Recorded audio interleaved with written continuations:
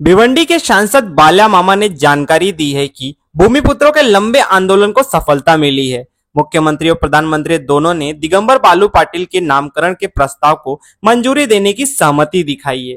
बाला मामा ने कहा कि यह जीत सिर्फ आंदोलनकारियों की नहीं बल्कि पूरे समुदाय के अधिकारों और न्याय की जीत है। लंबे समय से जारी मांगों और संघर्षों के बाद प्रशासन ने इस मामले में सकारात्मक कदम उठाया है। स्थानीय नागरिकों और समर्थकों ने इस निर्णय का स्वागत किया है और कहा है कि यह कदम क्षेत्रीय विकास और युवाओं के हितों के लिए भी एक महत्वपूर्ण कदम साबित होगा।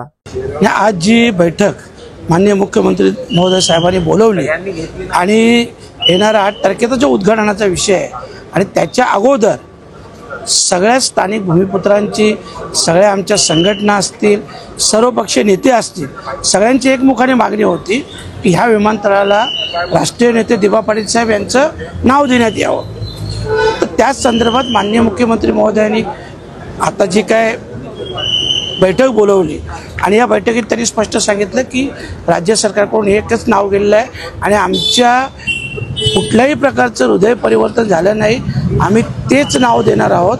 इव्हन त्यांनी त्याच्यापुढे जाऊन सांगितलं की 3 दिवसापूर्वी माननीय पंतप्रधान नरेंद्रजी मोदी साहेब यांच्यासोबत देखील मीटिंग झाली, 4 विषयांवर मीटिंग झाली आणि त्या 4 विषयामध्ये हा विषय देखील होता आणि पंतप्रधान महोदयांनी देखील या विषयासाठी स्पष्ट सांगितलं की राज्य सरकारचा जो निर्णय असेल तो निर्णय अंतिम असेल आणि त्याच्यासाठी फक्त वेळ याच्यासाठी का याबाबतचा नियम किंवा नियमावली म्हणा ते जे बनणार आहेत।